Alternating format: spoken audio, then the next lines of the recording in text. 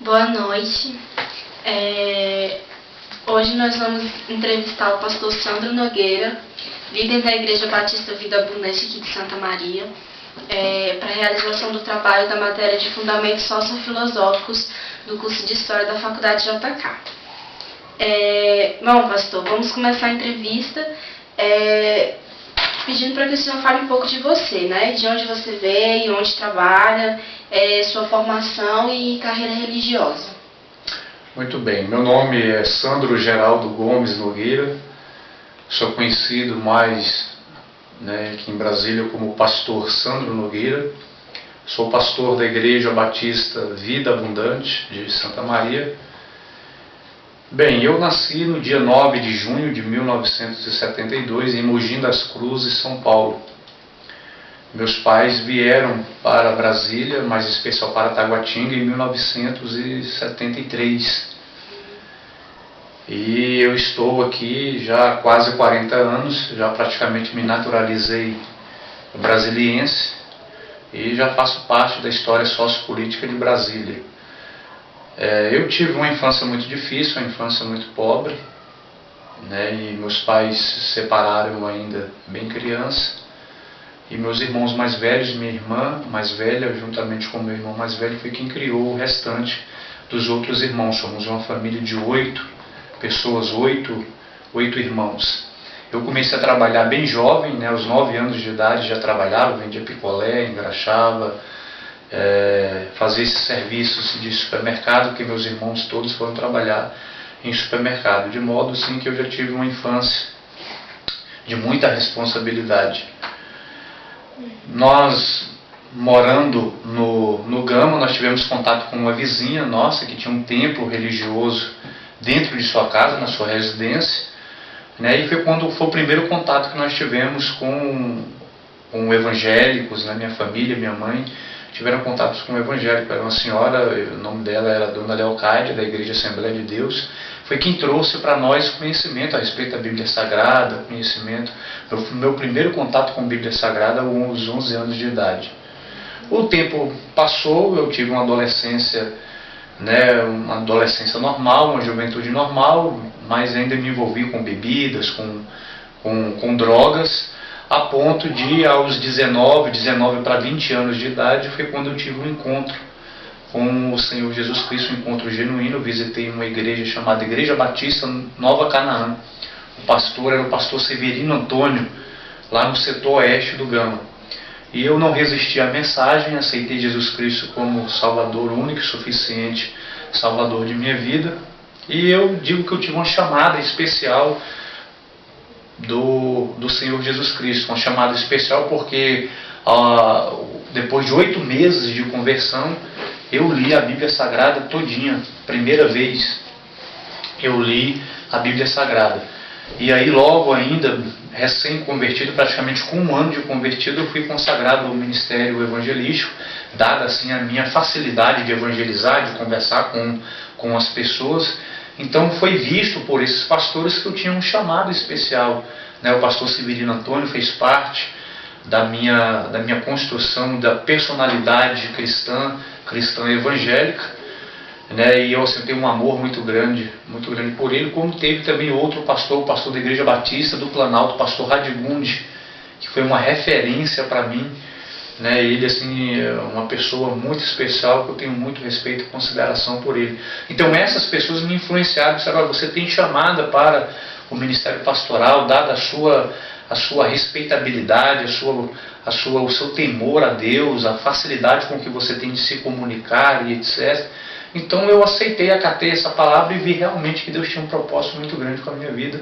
Foi quando eu fiz a minha matrícula no primeiro cursinho básico teológico, que foi o curso do ETAD, que era da Assembleia de Deus, embora eu havia me convertido na Igreja Batista, mas o cursinho era na Assembleia de Deus. Eu me matriculei e fiz esse cursinho, onde ele me ajudou muito, me deu uma visão muito ampla com relação às questões bíblicas, às questões teológicas, mas realmente futuramente foi quando eu senti realmente o desejo para assumir uma liderança de uma igreja.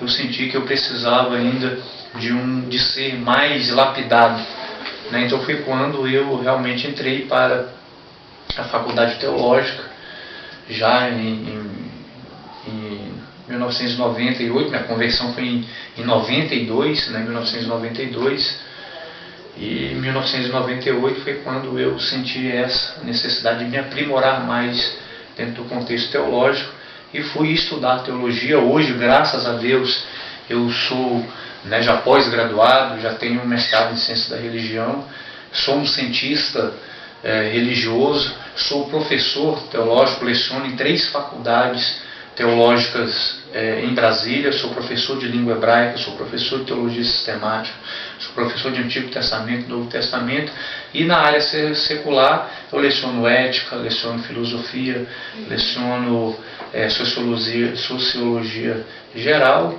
e graças a Deus, assim, Deus abriu as portas de uma forma sobrenatural. E você tem quanto tempo no Ministério Pastoral? Bem, Ministério Pastoral efetivo, o tempo de conversão são 17 anos, mas Ministério Pastoral 8 anos. 8 anos efetivos. Ok. E por que você escolheu essa profissão? Bem, eu não chamaria de profissão, né, mas chamaria de um ofício, uma chamada divina. É vocação. Isso é um testemunho interno, um testemunho interior de cada pessoa. E Deus falou muito forte ao meu coração, né, de que eu teria, né, essa capacidade, essa capacitação divina de ajudar o outro, de pensar o outro, de olhar para o outro. Eu sempre fui assim, uma pessoa preocupada com as questões sociais, as questões de ajudar, né, o próximo. E percebi que no Ministério Pastoral eu poderia fazer isso com mais facilidade, com mais ênfase, com mais profundidade, né? E eu penso que isso já era algo de Deus, já desde, né, quando eu era garoto. Eu acho que já era essa chama que Deus havia colocado no meu coração. Você já passou por algum constrangimento no trabalho, na rua, algum tipo de preconceito? Já, eu já perdi empregos por conta de quando ia fazer entrevista, que havia aquela pergunta, né, qual a sua religião? E já aconteceu uma vez em uma entrevista para emprego, eu penso que eu fui, é claro que eles não foi falado isso para mim, né, mas eu penso que eu tenha sido discriminado por conta da minha religião. Às vezes pode ser que a pessoa, a entrevistadora, deve ter pensado, bem, é evangélico, daquelas pessoas que falam muito, ou não tem discernimento, às vezes fala em hora imprópria, ou às vezes nem sabe o que fala e pode trazer algum prejuízo. Mas o povo evangélico é uma classe é a classe de pessoas que eu penso que mais sofre nesse sentido de discriminação e perseguição. É o povo evangélico por conta de confessar Jesus Cristo. E isso até é uma questão propriamente bíblica também, onde Jesus Cristo disse, né, que nós seríamos desprezados, seríamos perseguidos pelo fato de amarmos a Jesus por amor ao seu nome. Para você, quais são as mudanças significativas que vêm acontecendo na religião brasileira nos últimos anos? Bem, eu como cientista religioso, no meio cristão evangélico especificamente, nós vemos que o evangelho hoje virou um produto de mercado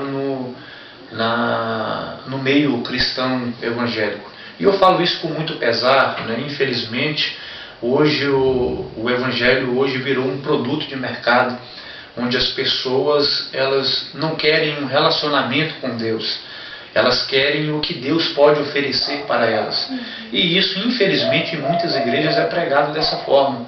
Olha, você não precisa ter nenhum relacionamento com Deus, nenhum compromisso com Deus, em conhecer a Deus, em saber quem Deus é para que Ele se revele a você. Não, você entra aqui, busque ou pegue, né, receba o que você está buscando e está tudo bem, não há problema algum. Então eu vejo hoje como sendo um mercado de satisfação própria, de satisfação interior. E o Evangelho ele não é isso, ou não é só isso. O Evangelho é muito mais do que isso. O Evangelho ele é poder de Deus para a transformação de todo aquele que crê, para a transformação de pessoas, e quando transforma pessoas, transforma a sociedade. E quando transforma a sociedade, transforma culturas, transforma o mundo.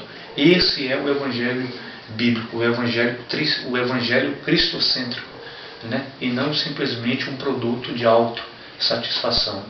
Então eu vejo hoje a igreja evangélica, né, cristã evangélica, passando por essa mutação. Penso que não para o bem, mas algo assim contraditório com aquilo que a Bíblia Sagrada diz. Eu vou citar um trecho de um livro. O autor é o João Batista Libânio. O nome do livro é Crer no Mundo de Muitas Crenças e Pouca Libertação. Publicado pela editora Paulinas em 2003. Ele cita que fé é graça e ato de liberdade humana, e que tal liberdade tem sua historicidade, também, pois se estende por todo o período da história humana. Do mesmo modo que a teologia vem experimentando no contexto histórico de modernidade uma busca de respostas ao racionalismo, com isso a liberdade humana experimenta no contexto de modernidade a descoberta da subjetividade. Sendo assim, qual o papel da igreja no atual contexto religioso? Bem, essa questão de liberdade, de felicidade, eu costumo dizer que é algo muito subjetivo. Há pessoas que pensam que felicidade é possuir muitos bens, né, riqueza material, ao passo que existem outras pessoas que acham que ser feliz é ela viver na pobreza, ao passo que tem gente que acha que ser feliz é ter saúde, hoje outros acham que não, que ser feliz é ser doente. Então, dentro desse contexto de saúde, de felicidade e de liberdade, liberdade também é algo muito subjetivo. Liberdade não é você andar pelas ruas, né, de um lado para outro, mas liberdade é você não estar preso ou sendo escravizado por nenhum mecanismo político, não é você ser escravizado por pessoas. Então, ser livre é você ter o seu nome escrito no livro da vida. Talvez uma pessoa que esteja dentro de um presídio, né, lá pagando por uma pena, por um crime, e quando se encontra com o Senhor Jesus Cristo, ela tem a sua liberdade de consciência. Então, ela pode estar ou se sentir mais livre do que uma pessoa que caminha pelas ruas. Então, essa liberdade, Jesus Cristo veio trazer essa liberdade de consciência, essa liberdade de alma, essa liberdade de espírito, porque quando você encontra-se com Deus, você sente que você está em paz com Deus, em paz consigo mesmo, e isso é liberdade. Como religioso, deve participar do processo de transformação social mediante as políticas públicas, nas áreas da segurança, da saúde e principalmente da educação básica da comunidade. Nessa perspectiva, qual o papel do religioso? Bem, eu dentro da minha comunidade, né, da Igreja Batista Vida Abundante, eu procuro conscientizar, né, nossos fiéis, nossos irmãos que fazem parte dessa comunidade. Eu procuro conscientizar do valor que cada um tem para a construção de um mundo melhor, dentro desse contexto sócio-religioso, né? Porque nós vivemos hoje num mundo de diversidades. Então eu procuro transmitir para essas pessoas saber respeitar o outro, saber respeitar a forma de pensamento que o outro tem, não procurar se impor simplesmente como o dono da verdade, né, da verdade absoluta, porque a verdade é Jesus Cristo. Mas cada pessoa tem uma forma de pensar e de viver. Mas eu procuro orientar essas pessoas para que elas tenham consciência de que tudo ou toda ação que nós fazemos no mundo, nós podemos melhorar o mundo ou podemos estragar o mundo. Né? Então nós procuramos fazer com que essas pessoas tenham uma ideia equilibrada sobre as questões sociais, sobre as questões políticas, sobre as questões de meio ambiente, votar conscientemente, votar em um candidato não simplesmente porque ele é evangélico, mas votar em uma pessoa onde ela tenha segurança que essa pessoa pode trazer benefícios para a sociedade, usar aquilo que nós temos à nossa disposição, usar conscientemente, que são os bens naturais, né? O meio ambiente, saber conservar o meio ambiente, porque o homem está destruindo o mundo e não tem tomado consciência disso. E nós, dentro desse contexto, nós estamos contribuindo, né, quando nós tiramos uma pessoa das drogas, tiramos uma pessoa desta visão errônea de mundo e dando a ele uma cosmovisão de mundo, nós estamos contribuindo para termos não só um mundo melhor, mas para termos pessoas melhores. Ok. Você acha que nossos jovens, dentro do contexto religioso, estão sendo preparados para uma vida saudável? Ou ainda há uma cultura perversiva que interfere nessa construção? Bem, a cultura perversiva ela existe, né? Porque nós vivemos em um mundo onde nós chamamos de pós-moderno, ou a pós-modernidade tem contribuído para essa perversão hoje dos jovens, principalmente os meios de comunicação, os meios, né? Nós temos hoje músicas muito perniciosas nesse contexto moral. Então nós vivemos hoje uma crise mundial, né? Não só a nível de Brasil, mas uma crise mundial, uma crise moral, não só questão de crise financeira, mas uma crise moral, uma crise religiosa, onde está havendo essa segregação religiosa e o ser humano está sendo cada dia menos religioso. E eu imagino que nós, sendo menos religiosos, nós somos pessoas mais ruins. Porque eu não vou dizer a religião, né, mas dentro do contexto evangélico, a Bíblia Sagrada ela tem este poder de transformar-nos nas questões morais, nas questões sociais de relacionamento, não só o relacionamento vertical com Deus, mas no relacionamento horizontal um com o outro. Então a igreja tem um papel muito importante na transformação do jovem. Eu penso que nós estamos construindo, estamos entregando para a sociedade jovens melhores, porque quando você tira um jovem da vida libertina, você tira um jovem da prostituição, você tira um jovem do alcoolismo, das drogas, nós estamos entregando uma pessoa melhor para a sociedade que pode contribuir futuramente para termos uma sociedade melhor. E a igreja cristã evangélica hoje, né, em especial, né, a igreja ao qual faço parte, que é a Igreja Batista Vida Abundante, ela tem contribuído para este meio social de construir caráter, né, na nossa juventude, que anda um pouco deficiente de um caráter genuíno, né, de um caráter moral, um caráter cristão. Ok. Vale a pena ser religioso? Por quê? Sim, muito. Vale muito. Eu me sinto realizado, me sinto feliz em estar faço o trabalho sacerdotal por amor, né? Eu amo primeiramente a Deus. É aquela pergunta que o Senhor Jesus Cristo fez para Pedro, né? Pedro, tu me amas? Perguntou para Pedro 3 vezes. E Pedro disse, Senhor, tu sabes de todas as coisas. E Jesus disse para Pedro, então apacenta as minhas ovelhas. Então, desse texto eu tiro que para trabalhar para Deus é preciso amar a Deus acima de todas as coisas. Isso aconteceu comigo, eu amo o Senhor, e quando eu amo a Deus, eu tenho a capacidade de amar o próximo. O meu trabalho não teria razão se não fosse o outro. Em um mundo de diversidade que nós vivemos hoje, nós pensamos, quem é o outro para mim? O que eu posso fazer para contribuir para a melhoria do mundo, da sociedade e a melhoria do outro? Então eu penso que quando eu aconselho pessoas, quando eu vejo famílias desestruturadas, que hoje nós vivemos um caos da desestruturação da família, e eu me sinto valorizado em poder estar contribuindo para ajudar essas pessoas. Então isso é gratificante. Eu penso que não tem dinheiro no mundo que pague isso, em poder você olhar para o outro, pensar no outro. E foi isso que aconteceu com Deus quando enviou Jesus Cristo a este mundo. Ele estava vendo o outro, ele estava vendo cada um de nós no contexto particular e o mundo como um todo. Então, para mim, é gratificante esse ministério e eu amo o que eu faço.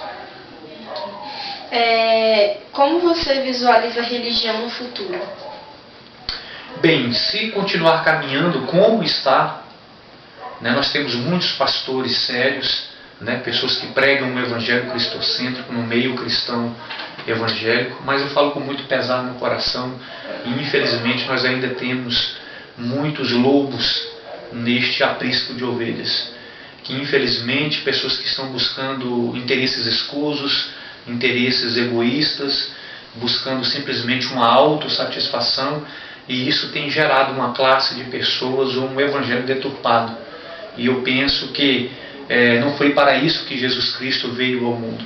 Então, se nós, este remanescente de seriedade que ainda prega um evangelho cristocêntrico, buscarmos a Deus, né, de todo o nosso coração, nossa alma, Deus pode levantar homens e mulheres, pessoas que sejam capazes de gerar, né, uma igreja futura, uma igreja sadia, uma igreja santa, uma igreja que realmente atenda aquilo que foi proposto por Deus dentro da Bíblia Sagrada. Uma igreja que não esteja preocupada simplesmente só com as questões espirituais, mas com as questões físicas, as questões propriamente do mundo, de um contexto do meio ambiente, de um contexto de desenvolver pessoas que tenham esta cosmovisão de mundo. E se continuar caminhando como está esse mercado evangélico que anda hoje, com pastores que amam mais o dinheiro do que a Deus, nós podemos ter uma igreja deficiente,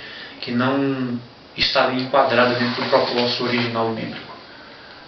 Então, ok. Muito obrigada, pastor Sandro. Boa noite. Boa noite.